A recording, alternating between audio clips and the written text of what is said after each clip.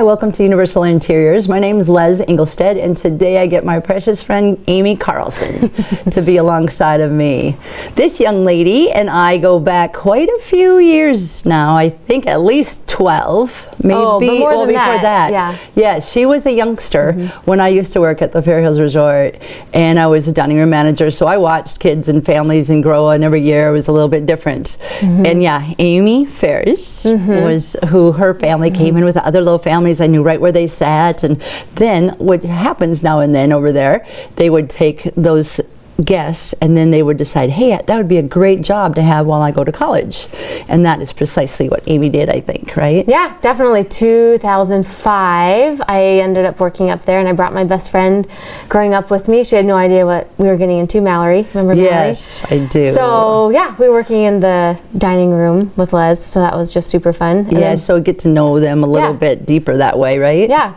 And then bonus, I met a cute guy and he became a husband. That was definitely a bonus for me, since her cute husband happens to be like my kid. I mean, he grew up alongside of us, the Brzezowski boys, and him, Michael Carlson from the Earhart area, and got to watch him grow. He helped actually in this house that we live in. He was a little laborer, I would say, out of love. And it turns out down the road, definitely crossed our paths a ton of times. He's like my one and only son's brother, so that worked out pretty good. And Amy was a great package, and Jace loved her out through that whole courting, I would say. Yeah. Like, for instance, they pretty much fell for each other. All of a sudden they show up one night, not in a car, and we're about 11, 12 miles down the road. A long ways. It's a long ways, yeah.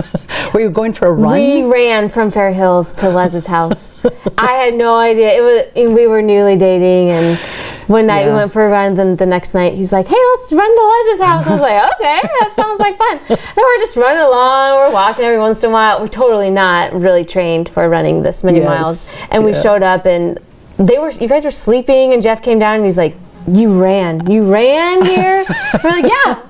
So if you all can remember, I can a little bit, even though it's been nearly 40 years, what that felt like. Love can do amazing things. Yeah. And kick in the old energy level up. Yeah, I could have ran more miles probably. My shins felt it the next day, but yeah. Yeah, so that was the beginning of the Carlsons before they said the I do's. But so many chapters have turned over in their life in their 11 years, she just informed me, which is amazing that they have been married that many years.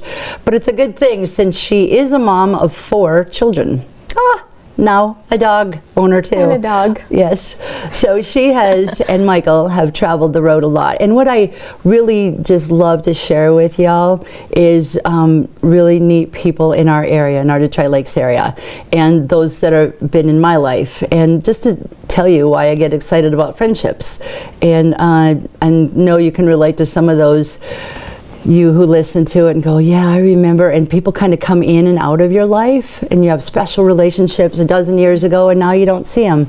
But gratefully, God was good to us and have weaved them in a number of times.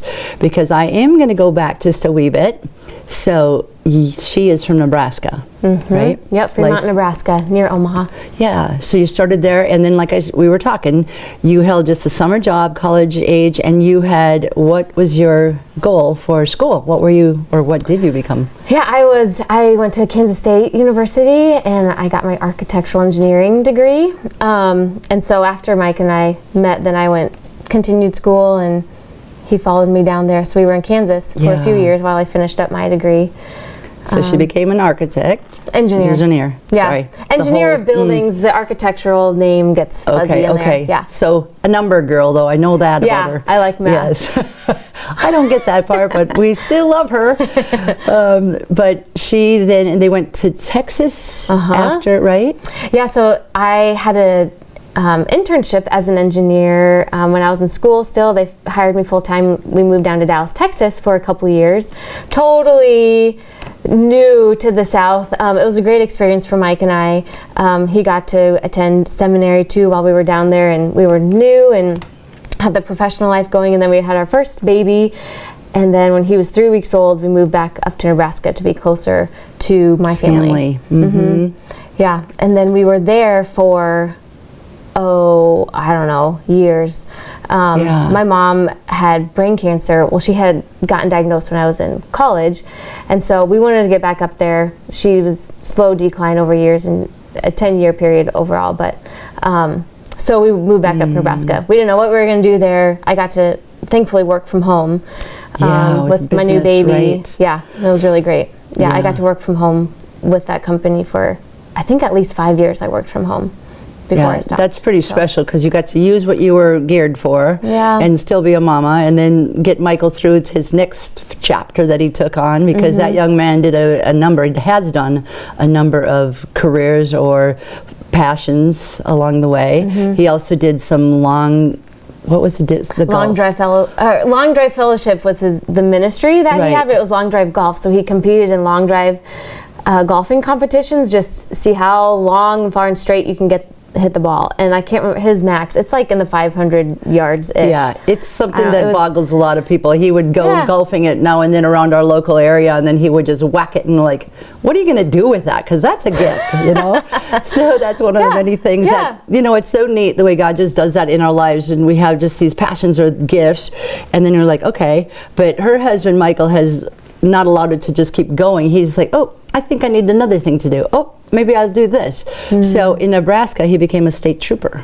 He did, yeah. So after our second son was born, he stopped the long drive golf because he's like, I don't have time for that anymore. And my mom was still sick, and we were just kind of in this time of like, what do we do with ourselves? Like, Nebraska definitely walking in faith. Yeah, Nebraska didn't seem really quite like home. Definitely not for Mike growing up in the woods of Minnesota. But and then he just had a passion for wanting to serve in law enforcement, and so jumped into that and was a Nebraska state trooper for a few years. They moved us out west in western Nebraska, Ogallala, so we were there for a couple years, and it was pretty good. You know, the blessing we got there was we lived in a small town, and I got to be really close really quickly with the group of moms and their small kids. We all had, well, I was actually the only one that had more than one child, but our kids were all like 3 or under at the time. And so we would just get together, and we were just a great support because we were all transplants. None of us had family nearby, and that's hard when you're raising young kids. As you were saying that, Amy, I thought about like the old days, you know, the up and move out west. And when you said, and